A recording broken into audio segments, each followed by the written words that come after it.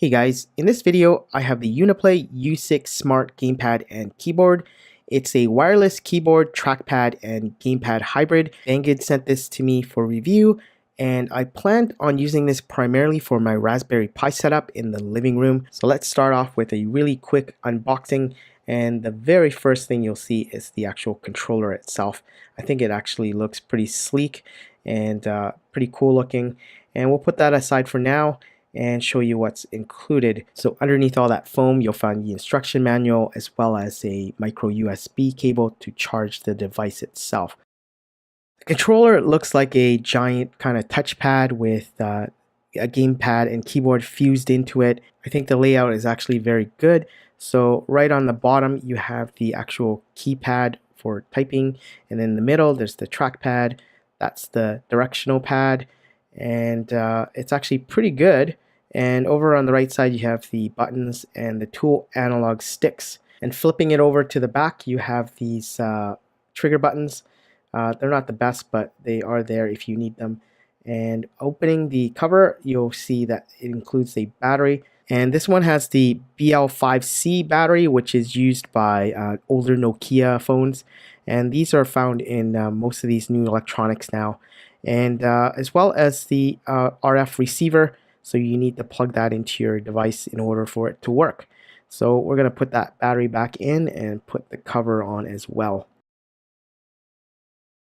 It performs three functions: a keyboard, trackpad for cursor movements, as well as a gamepad.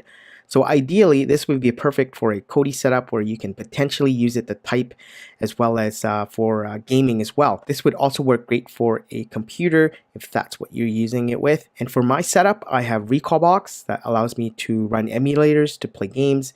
And with Recalbox, there is Kodi installed as well. The U6 works in several modes: Android, Windows, and Xbox 360.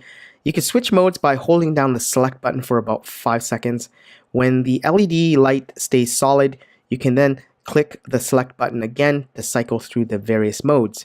The Xbox 360 mode is interesting since it will actually appear as an Xbox gaming device in Windows, which makes this ideal for Steam and other operating systems that are compatible with an Xbox 360 controller. I usually have mine in Windows mode, which mimics a keyboard and mouse. Now the keys on the keyboard are rubbery and great for thumb typing. It's kind of like typing on an old BlackBerry keypad. The game controller's D-pad and buttons are actually pretty good. I find them to be very firm and responsive, while the dual analog sticks kind of feel like the PlayStation Portable's analog sticks, so they're not that great, but they are available there if you ever need to use it for games that use the two analog sticks. It's not the best controller for gaming, but if you had to have one device that does all these functions, this is actually pretty good. And the only major drawback for this that I see is the lack of a backlight. Hopefully newer versions will have a backlight built in, so you can see what you're typing, especially if you're thumb typing. And overall, the device is pretty good, and it allows me to use it in place of a keyboard, a mouse, and a gamepad. And it really helps in decluttering my living room area with just one device as opposed to three. So now I'm going to show you how to set it up on my Raspberry Pi. You may need another keyboard to set it up at first, but first go to controller settings, and then you want to do configure a controller. Go OK. So I have it in Windows mode right now, and in Windows mode the keypad is active, so that's the preferred mode that I use.